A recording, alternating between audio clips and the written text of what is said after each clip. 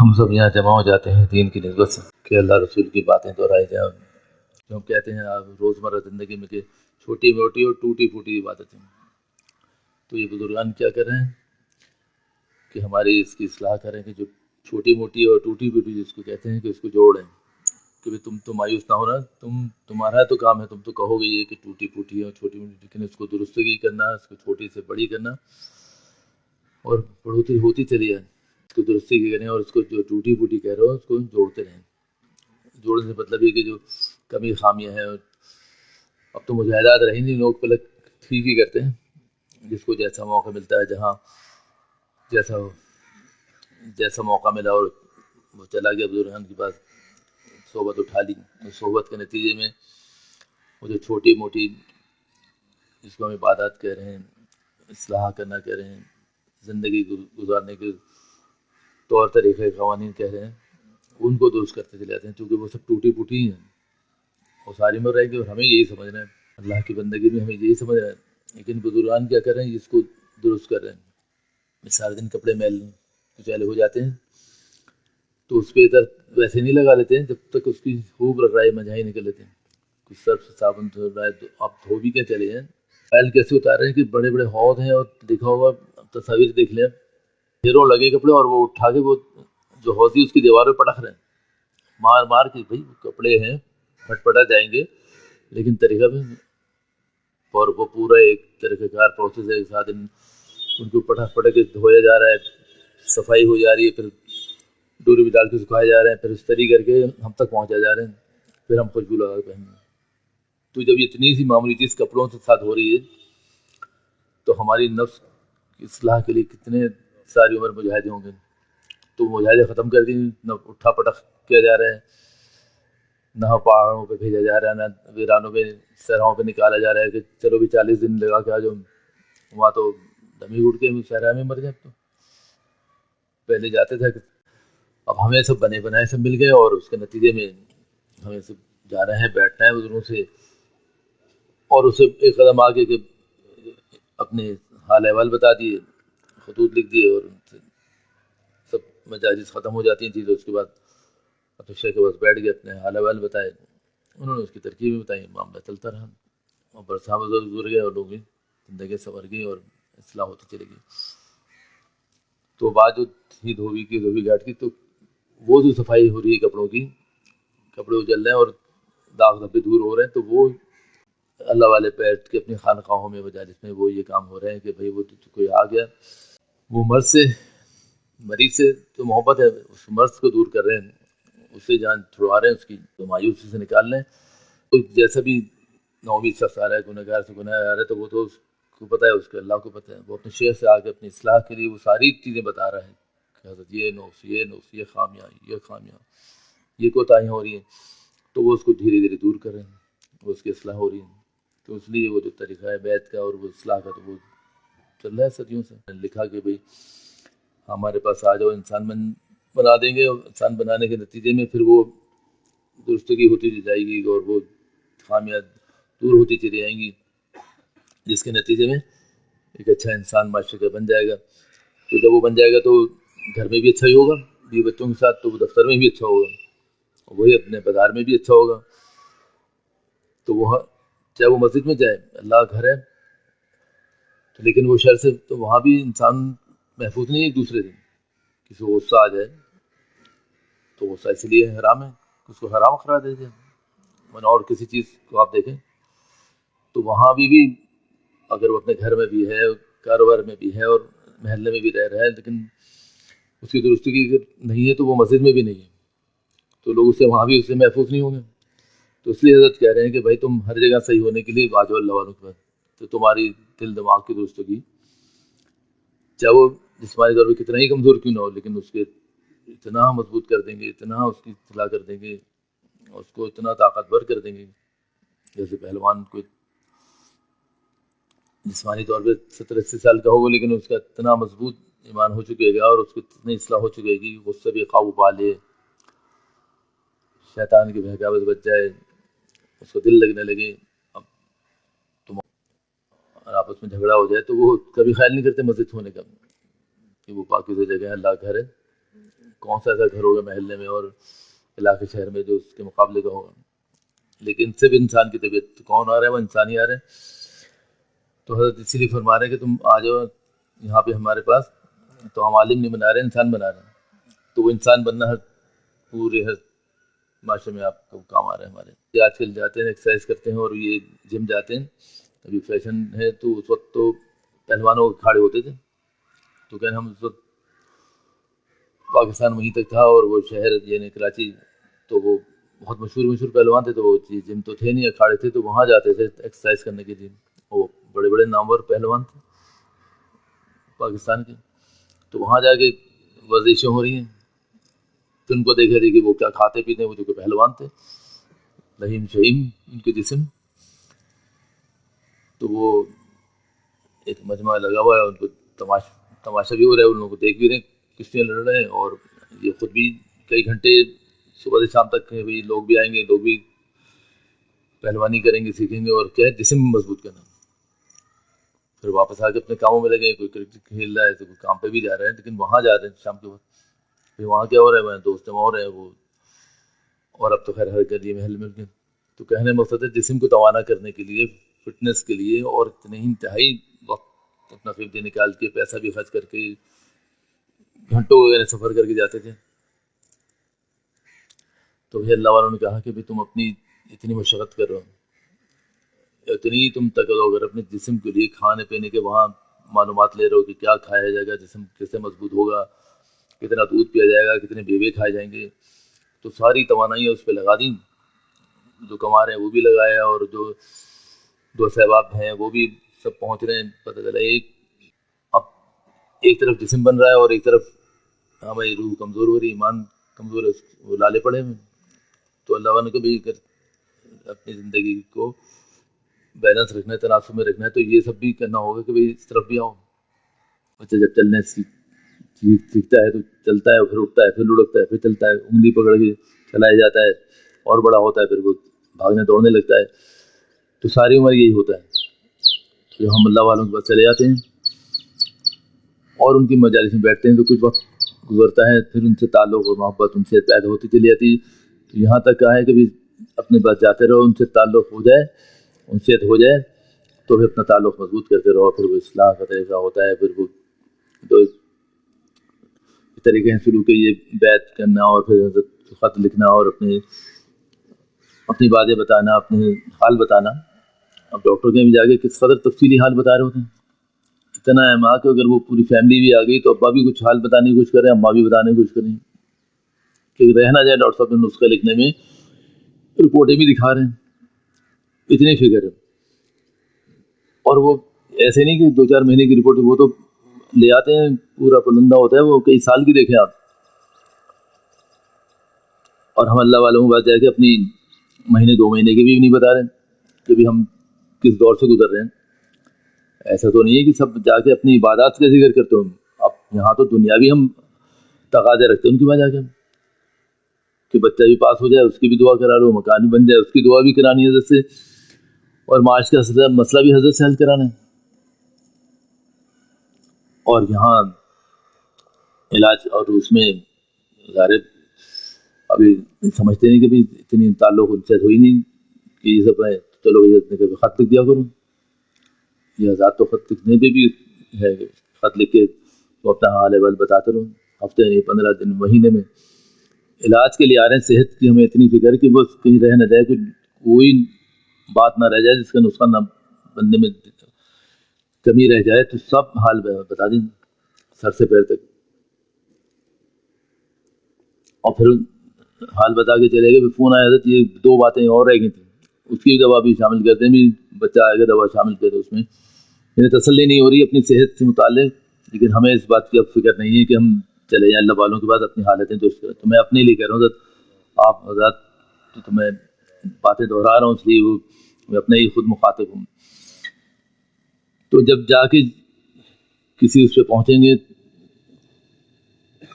چونکہ مجاہدے کرا نہیں رہے یہ لوگ، یہ تو ایسا نہیں کرے ریاض کے لیے رات کو اڑ جاؤ اور صبح فجر تک بیٹھے رہو. نہ اشراق سے کہہ رہے ہیں کہ 12 بجے تک بیٹھے رہو، تم تو صبح کام پہ نکل جاؤ، اشراق پڑھ کے اپنے کاموں میں لگ جاؤ. اور اس وقت سکھا دیا کہ صبح نکل جاؤ کاروبار پہ، برکت کا وقت ہے. ابھی فجر پڑھ کے فارغ ہوئے، شاخ سے فارغ ہوئے، تلاوت بھی کی، لیکن اب یہ نہیں کہ 12 بجے تک تسبیحات پڑھنی. اب نکل جاؤ، بھی دن نکل گیا اور اب کاروبار میں لگ جاؤ اور وہ رزق حلال تلاش کرو. تو وہ اب عبادت ختم ہوئی تھی، دنیا میں لگنا تھا، تو وہ رزق حلال کہہ کے نکل گیا. تو یہ کب ہمیں سمجھ میں آئے گا؟ جب ہم اللہ والوں کے پاس جائیں گے، بیٹھیں گے. تو اتنی تمیز ماننے کا یہ مطلب تھا کہ ہم پہنچ جائیں اللہ والوں کے پاس، ان کی باتیں سن لیں، ہمارے دلوں میں اتر جائیں، ان سے ہمارا تعلق مضبوط ہو جائے.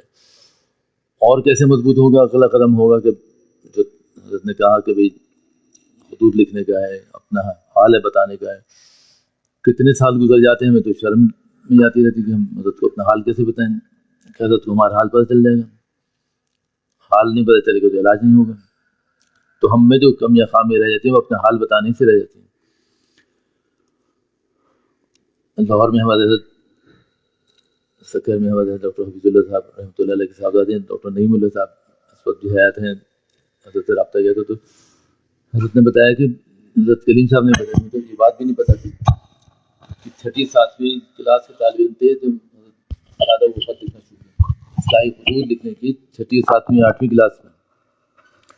تو حیران رہ گئے ہم. تو ابھی بھی ہم سے کوئی خط لکھوا لے تو ہم شیخ کو خط نہیں لکھ پائیں گے. تو حضرت کلیم صاحب نے ان کے بارے میں کہا تو ہم کھلا کے مشاہدہ کرتے، ہم تو دیکھتے غور نہیں کرتے نا. ہمارے معیار کچھ اور ہیں، ہم تو اپنا ہیرو بنا لیتے ہیں نا دنیا میں، فلاں ہے فلاں ہے، لیکن ان حضرات پہ نظر نہیں جا رہی. تو جائیں گے، بیٹھیں گے، سنیں گے تو پتہ چلے گا نا کون کون کیسے کیسے بنا ہے اللہ والا. تو حضرت کلیم صاحب نے فرمایا کہ 6ٹھی 7ویں کلاس میں تھے تو حضرت کو خطوط لکھنا شروع کیا. اب ان کو صحبت ملی تھی نا اپنے والد کی، تو بن گئے وہ، اور وہ خطوط لکھ رہے ہیں.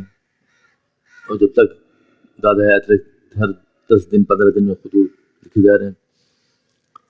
تو ان کے بارے میں حضرت کلیم صاحب نے فرمایا کہ مادر پدر آزاد جیسے لوگ کہتے ہیں نہیں دنیا کے لوگ، تو اتنا کہ حضرت مادر پدر ولی ہیں، مادر آزاد ولی ہیں. تو جو 6ٹھی سے جو فہم ہمیں میٹرک کر کے بھی نہیں آ رہا ہے، کسی یونیورسٹی کالج میں جا کے بھی نہیں آ رہا، اور وہ حضرت اصلاحی خطوط لکھ رہے ہیں. تو ایسے بے شمار لوگ جو حضرت آپ دیکھیں گے اللہ والوں کے مجالس میں جا رہے ہیں تو ان کی تربیت ایسے ہی ہوئی. تو یہ صرف کہاں ملے گا؟ اللہ والوں کے پاس جا کے. تو پھر وہ جو بیان کر کے اترے ممبر سے تو وہ صاحبزادے سامنے بیٹھے تھے، کہنے ان کو بلایا کہ نہیں بھی تم بھی 4-5 پرچے لائے تھے، تم نے اپنے باپ سے بھی دعا کرائی بھی. مولوی تو سمجھ رہا ہوں مسجد میں آ کے کہ ہم بہت موجود اللہ والے، تو باپ کی دعا بھی تمہاری کم نہیں بیٹا. تم تو ان کی آنکھیں کھلی، بڑی عمر کے تھے، وہ نوکری کرتے ہوئے تھے. کہنے بھی اپنے باپ سے بھی دعا کرایا کرو، ہماری دعائیں تو سب کرا رہو، تم سمجھ رہے ہو تمہارا گمان ہے ہم اللہ والے ہیں، مسجد کے امام ہیں، لیکن اپنے ماں باپ سے بھی دعا کراؤ. تو اس شرم میں رہ جاتے ہیں، اپنے باپ سے من لوگ دعا نہیں کراتے. ایک حجاب ہوتا ہے کہ ان سے دعا کرانا، لیکن بھئی ان کی کہنے دعائیں تو عرش پہ جاتی ہیں. جس محبت اور جس لگن سے وہ تمہاری دعا کریں گے تو اور تو کوئی نہیں کرے گا. ہم نے کوئی پرچہ پڑھ دیا اور تم ابھی نظر سے اوجھل جاؤ گے، مہینوں نہیں آؤ تو تم یاد بھی نہیں ہوگی، لیکن اولاد تو یاد رہے گی.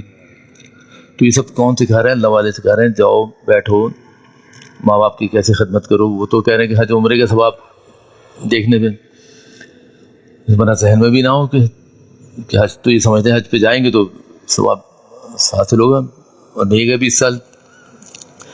لیکن یہاں رہتے ہوئے اللہ والے سکھا رہے ہیں کہ تم بھائی جب انسان بن جاؤ گے تو یہ سب تمہارے بہت اچھی طرح تمہارے ذہن نشین ہو جائیں گی. سب چیزیں عبادت کے علاوہ جس طرح تمہاری صبح شام کی زندگی ہے یہ بھی سمجھ جائے گی، اور یہ اس کے نتیجے میں تمہیں سب کچھ حاصل ہو جائے گا.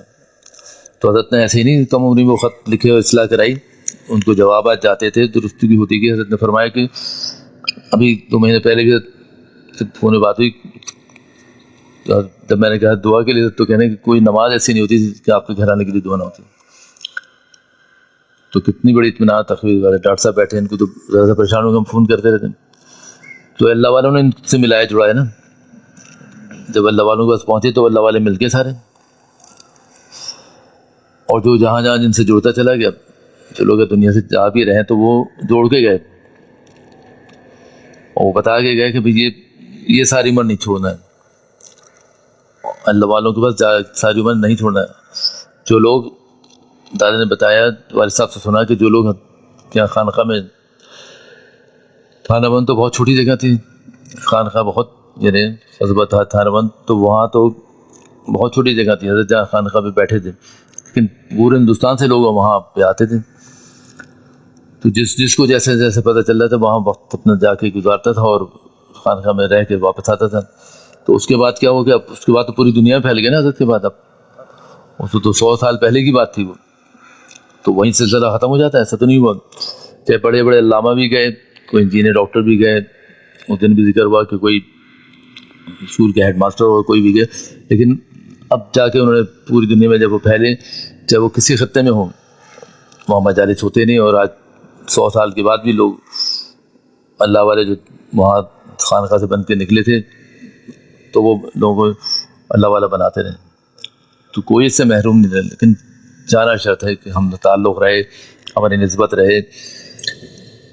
خاندانی نسبت پہ تو ہم کتنا ہمیں فخر ہوتا ہے کہ بھئی فلاں خاندان سے نسبتیں اوپر ملا رہے کریں، لیکن بھئی اللہ والوں کے پاس جاؤ گے تو نسبتیں اور مضبوط ہو جائیں گی، کیونکہ وہ ملا رہے ہیں اللہ اور رسول سے، وہ سنتوں پہ عمل کرا رہے ہیں، تمہاری نسبت اور مضبوط پکی ہو جائے گی، تو تمہارے فخر اور بڑھ جائے گا۔ لیکن جاؤ تو وہ دنیاوی فخر ہوتا ہے، لیکن پھر اسی فخر انکساری میں بدل جائے گا اور اپنے کو مٹانے میں لگ جائے گا، کیونکہ وہاں خانقاہ میں جا کے بڑے بڑے پہنچے جن کے نام کے آگے علامہ لگا، تو وہ انہوں نے اپنے آپ کو مٹا دیا، تو وہاں تو پہنچ ہی رہے تھے اپنے آپ کو مٹانے کے لیے، تو وہاں سبق ہی مل رہا تھا۔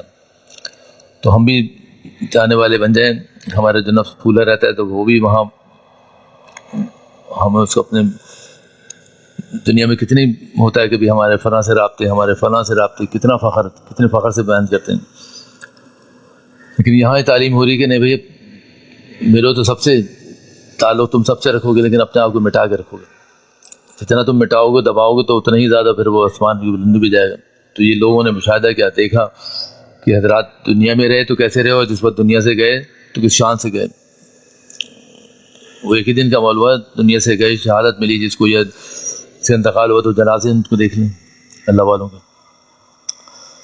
تو ہم تو یہ الفاظوں میں کہتے ہیں بھی اللہ والوں کو دیکھیں، فلاں اللہ والوں کا جنازہ کیسا تھا، تو کس شان و شوکت سے، کسی بادشاہ کا بھی ایسا نہ ہو، تو یہ کیا تھا، ان کی نسبت تھی اللہ والوں سے۔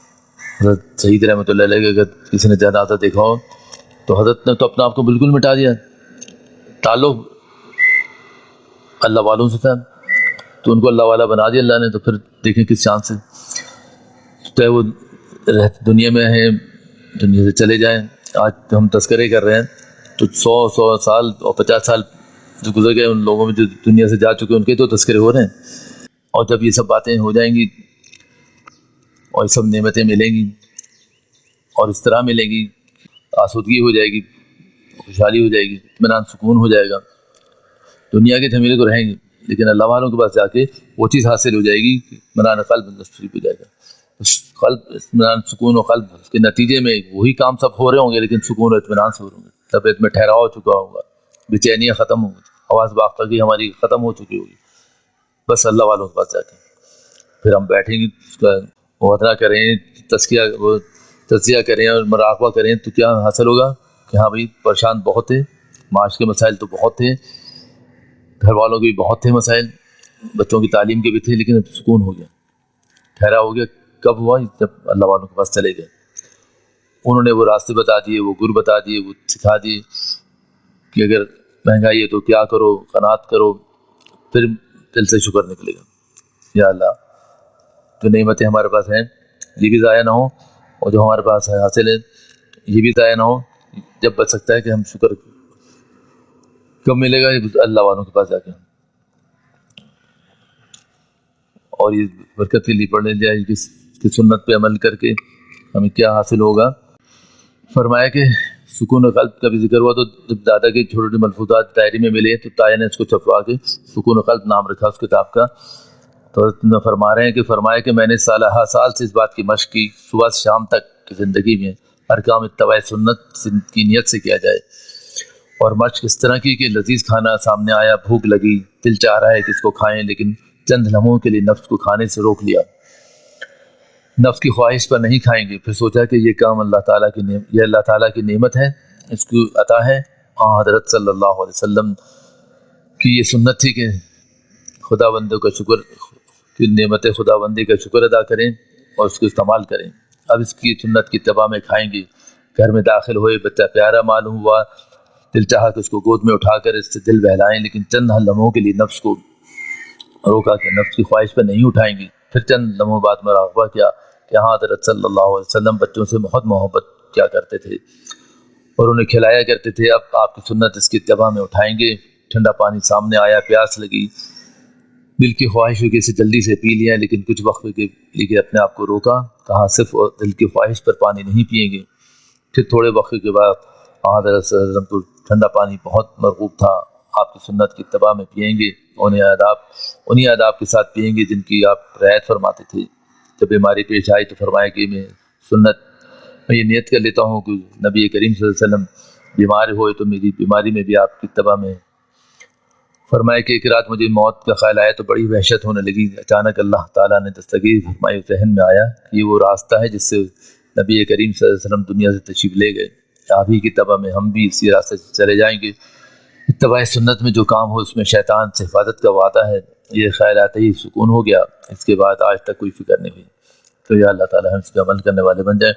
یہ تحریر پڑھ کے اور جو ملفوظات پڑھ جاتے ہیں تو برکت سے کہ ان کے الفاظ کہے گئے تو اللہ تعالیٰ ہمارے دلوں میں اتر جائیں اور اس پہ ہم عمل کرنے والے بن جائیں۔